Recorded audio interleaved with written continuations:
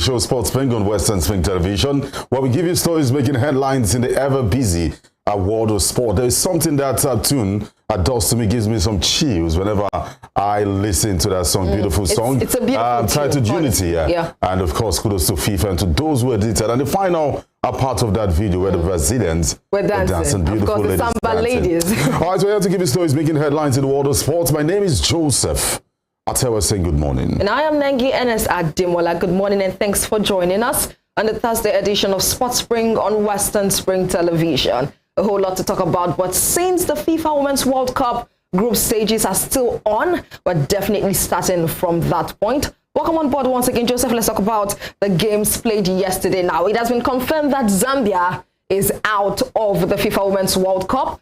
They considered 10 goals in 2 matches. First one came against Japan. Of course, Japan defeated, I think, was it Vietnam in a pre-warm-up game coming on to the World Cup, and still did the same thing, replicated the same performance against Zambia in the very first match, 5-0. That one ended in favor of Japan. And yesterday, I thought it was a disaster, honestly, because at the end of the day, they were trying to talk to Barbara Banda. Of course, she's one lady I felt would be able to showcase what she has to do with her legs on that pitch. But I tell you for sure, Spain didn't give them any chance. That game ended 5-0 in favor of Spain, and that confirms the fact that Zambia is out. And aside from that, Joseph, the Republic of Ireland, I think they're also out of the World Cup. This is the worst we've had it as a continent when it comes to the FIFA Women's World Cup, and it confirms what I've been saying, that the qualification process is wrong. I mean, you should get teams that will qualify through the normal phase. Teams like Cameroon should be here. We saw what Anjan Chot did at the last World Cup. I mean, aside Cameroon, teams like Algeria should be here. We saw what Issa did. If they had gone through the process, it doesn't mean that because they didn't qualify for the Nations Cup, you don't use that to judge. They should go through the process and see how Africa will be represented. The third game, Zambia will still be beaten. It's true, and because their only hope, sorry to cut it, their only hope is the Super Falcons. And unfortunately, we're in a group where only God can take us out. So whatever happens by 11 a.m. today, when Nigeria will be playing Australia, really determines the fate, not just of Nigeria, but then the whole of Africa. Because all of them are out of it. Absolutely, because Morocco is not doing any well. And Morocco is placed. South Africa might go far. Of course, South Africa might go far. But Morocco, I tell you for sure, there's nothing to write about. Because Morocco are in a group whereby you have Germany, you have Colombia, you also... They will crash. They would crash out definitely for that one. But you see, if you had gone through the process, as I mentioned, Cameroon, their girls... At some point, they dethroned Nigeria as #1. They went back to #2. Those are teams that should go. You should put up a fight. You understand? You should put up a fight. You saw the attitude of the Spanish player after that game. When they were walking down the town, looking at the Zambian players, they were laughing. And I tell you, yesterday, I think it was all tears. It was all tears for the Zambian players. They laid down on the pitch crying and wailing. The continent, Africa, we still have a long way to go. It's the same way you look at our buildings, our roads. Forget that Morocco is in the north. See, there are still places there. The roads, whatever it is, we are still not up to standard. We're not up to do. And we should get these things done. As I said, that should be scrapped. That's the first 4 teams do. If a competition is holding, let's whoever win. Stop using that as a criteria to qualify teams for a major competition, a big competition like this. And that is why Zambia, look at the run to the semi-finals. 1-0. They play penalty shootouts after playing a goalless draw. The other one, penalty shootouts, goalless draw. No. Let teams play through the process and qualify.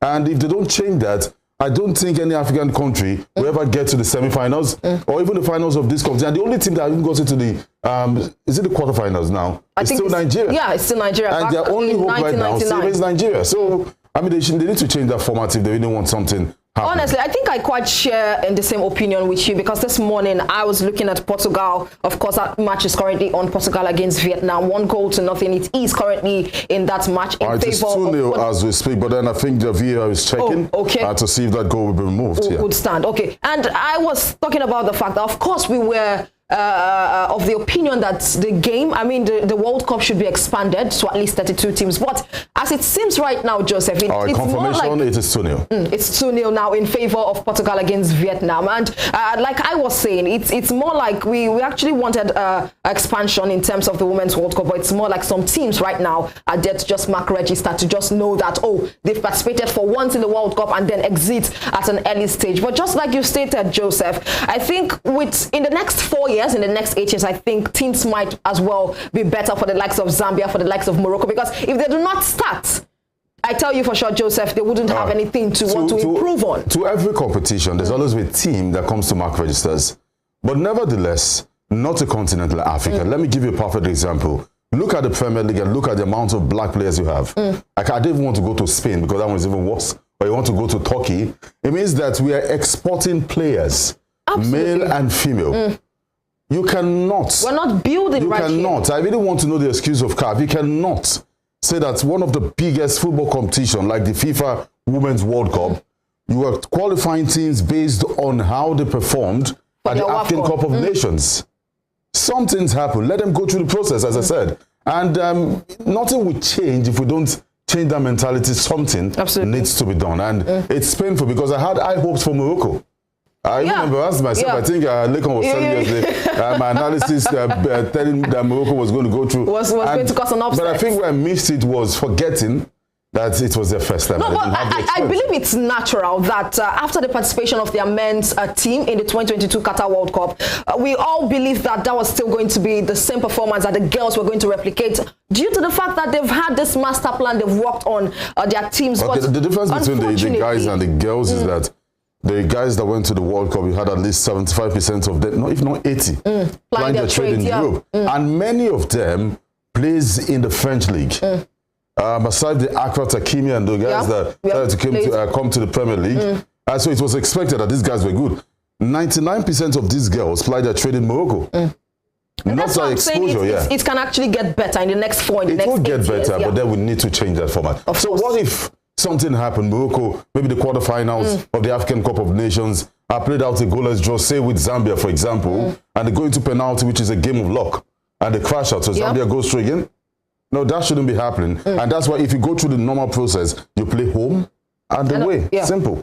And of course, the game between Portugal and Vietnam is still on 2-0 in favor of Portugal currently. And Joseph, let's talk about that group, because I do not see Vietnam coming out of that group. I think they were defeated by USA 3-0 coming on. And yesterday, USA had a draw with the Netherlands. Meanwhile, the Netherlands also defeated Portugal in their very first game. And currently, so this is good for Portugal. Of course, let's also inform you that Portugal scored their first ever goal in the Women's World Cup. Of course, congratulations to them. They've been able to double it. Of course, they've been able to double it right there. And I tell you for sure that Vietnam, in terms of coordination, they are very bad. In terms of condition, they are very bad. I mean, they have this high pressing. They have this high pressing going forward, but then they leave spaces at the back in which the Portugal team is definitely getting to play the ball. Yes, getting to play the ball around them and all of that. But let's see how the second half will be. But I do not see them bouncing back in any way, because they have slim chances of getting out of that particular group. And also to inform you that in the FIFA Women's World Cup, the Vietnam's coach, in person of Mai Du Chong, is the oldest coach to have ever, taken charge of a women's team in the FIFA World Cup history. And the age is 73 and 31 days old. Well, I think this is one record, of course, in the 9th edition of the FIFA Women's World Cup for the 2023 edition. And of course, all of these things are ones to take note of. All right, just before we move on with more stories, let's remind you once again that the Super Falcons of Nigeria will be in action 11 a.m. You don't want to miss versus Australia. That will make a mar, not just Nigeria, but Africa as a continent. Absolutely. And if you've gone on Twitter, you will see people, of course, voting for the Super Falcons. And not just Nigerians, Africans, they believe that's our only hope. And also the Bayana of South Africa. Temi Katlana disappointed a lot of football fans the last time. Really didn't live up to the billing. But then we're expecting her to show what? Exactly. Actually, tomorrow next, not too sure here, but we'll confirm before the end of the show. We need to move on, but don't forget 11 a.m. That's like an hour and some minutes away. Absolutely. The Super Falcons will be playing Australia. And don't forget Australia will be playing in front of their fans. Of course, they are co-host of the 9th edition of the FIFA Women's World Cup. Now, guys, let's bring you guys back home and let's talk about the Nigerian Premier Football League. Yesterday, the president of the NFF, that's the Nigerian Football Federation President Ibrahim Gusau, actually inaugurated a new board. Now, the president of the Nigerian Football Federation, Alhaji Ibrahim Musa Gusau, yesterday inaugurated the board of the Nigerian Premier Football League, the elite division of Nigeria's domestic football league, while advising the board to take seriously and without caring whose ox is God, the issue of enforcement of club licensing requirements. And according to them, in the words, and I quote, club licensing is a fundamental football development trajectory that the new board must take very seriously. Therefore, I charge the new board to set a target which must be met by all clubs as prerequisite for participation in the league. I also want you to set a percentage compliance on club licensing requirements for each club so that every season you can measure the extent of adherence by each club. Of course, this was one of the issues that the NFF president actually advised on the new board of the Nigerian Premier Football League. And in attendance were the chairman of the Npfl, that's Honorable Benga Elegbeleye, Malam Mohammed Nasiru Saidu, a member. Also had the barrister Pobeni Ogun, who is also a member. We had Mr. Daniel Amokachi, who's also a member of the board, and of course Mr. Dominic Lofa, who is also a member. So congratulations to every one of them, and let's see how far they can be able to take us and how far they can be able to take us for the new season. I beg your pardon, that name has to be Dominic Iofa, a member of the NPFL board. And still bringing, of course, Joseph, what are your thoughts on the new board? Well, it's simple. Get the job done. Get the job done. Let us see changes, and that's what we want. And we've seen a glimpse of the changes in the just concluded league. Yeah, Elegbele has done well. He has really done well, but I really don't like the news that is making the rounds. I'm going to have an abridged league again. It's not something. It doesn't really test the true strength of these teams, and I think that is what we want at this moment. So the question again, what should we expect? Get the job done. Of course. And that's it. All right, we need to move to the next story. But before we do, yesterday we spoke to Segun Odegbami. We spoke to him on a radio show yesterday. And some of the things he said is that an event will be holding in Lagos today. On Friday. On Friday, beg your pardon. And ex-internationals will be honored. And that event will be taking place at the Hotel and Suites, where he said that it's long overdue. Many of the ex-internationals have died. And if not for the intervention of the owner of Air Peace, and that is Godfrey Nyama, this wouldn't have happened alongside former minister Sunday Dare. But then we are happy that millions of naira will be entering into the pockets of ex-internationals. And to those who are dead, their kids will have to benefit from that. So I'm very sure, because when he said that, there's a girl that did her IT year, that was some years ago, who is also a friend, Yemi Yekini. That's the daughter of Rashidi Yekini. I spoke to her yesterday night and she confirmed that she is in Lagos. And of course, so it is true. And we're happy that this is happening. Well, I think I share your thoughts. Of course, I'm happy about the fact that these athletes that represented Nigeria, but in football and athletics in the 70s and the 80s, would definitely get, I think that's over 40-something years now. That's totally it's long overdue. It's long overdue. And I like the fact that this is coming also from an individual, coupled with the former Minister of Sports, as Sunday Dare. I mean, it's they also have a hand in this one, currently involved in it. But I think it's a very nice one. It's very nice because you would see them being rewarded for some of the services that they actually rendered for Nigeria in terms of sports. And we do hope that things like this would definitely come in just as we progress or just as we move forward. So congratulations to Segun Odegbami. Of course, he's one of the recipients of the award on Friday. And definitely, as it happens on Friday, we'll definitely bring you updates on that one. Well, let's move to the next story. Niger Tornadoes have unveiled their coach, and of course more Npfl stories. NENGI. And of course, coming in from that one, we do understand that Tornadoes have unveiled a new coach for the 2023-2024 season. Now, the management of Niger Tornadoes FC of Mina has unveiled the immediate past technical advisor of El Kanemi Warriors of Maiduguri, Coach Hamza Abdulaziz Abara, as a technical advisor of the Mina-based club. Now, just not to waste your time, let's look at the new managerial appointment across the league. Of course, we have Hamza Abara, which I just read about just now for Niger Tornadoes. We have Fidelis Ilechukwu, who also moved to Rangers International FC. We also have Abdul Makaiba for Kano Pillars FC. We also have Magnut Mbuas for Plateau United FC. Of course, all of these new managerial positions, they would see how they can be able to move their various clubs in the NPFL to better days. And we also have a transfer update coming from Bendel Insurance. They have announced the signing of goalkeeper David Obiozo. We'll see how things pans out to be for them. And we also know that the Nigerian Premier Football League, the 2023-2024 season, will kick off on August 26th, according to the Nigerian Premier Football League chairman, Honorable Benga Elegbele, and the prize money for the winners will be 150 million naira.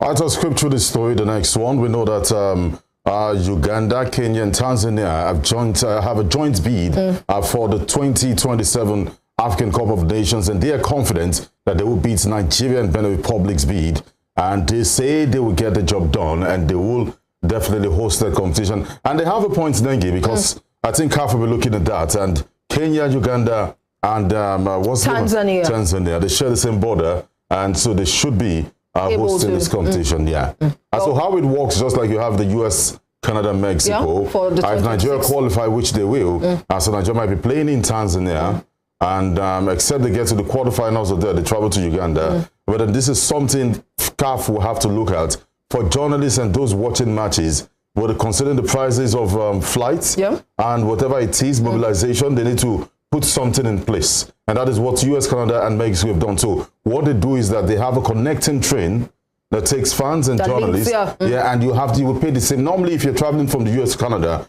I've never been there, but then according to stories, you pay more because another country you're going to. But for the competition, it's the same ticket during that period.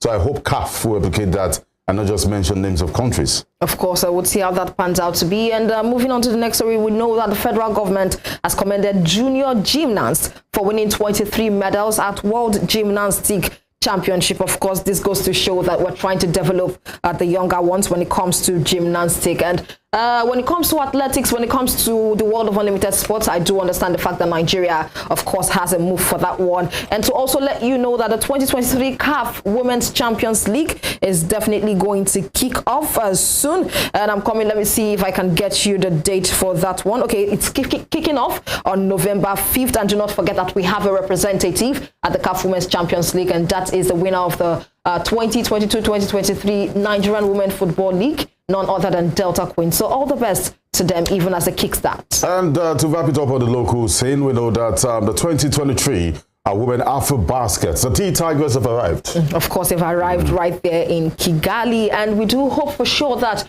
they will be able to defend their title, because they're the reigning champions. A little bit shaky, honestly. But the controversy surrounding the team, how they were very reluctant to play for the team. The trials that were done in the US, people didn't turn up for it because of what happened some months ago when we had a president who really didn't understand sports.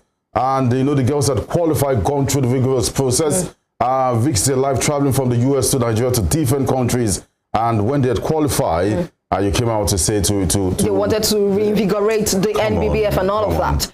So we hope that this crop of players, but I doubt these girls will defend this title. Well, let's see how things turns out to be. There are other countries like Uganda. There's some countries, I can't remember the name now, but then these guys are hot at the moment, and they want to win the competition and dethrone the Tigers. Of course, you have to set a target, and of course you have to set records to be broken. But let's just give you a bit of update on that one. The Tigresses will play the opening game of the championship against DR Congo on Friday before facing Egypt in the second group match. So all the best to the Tigress team.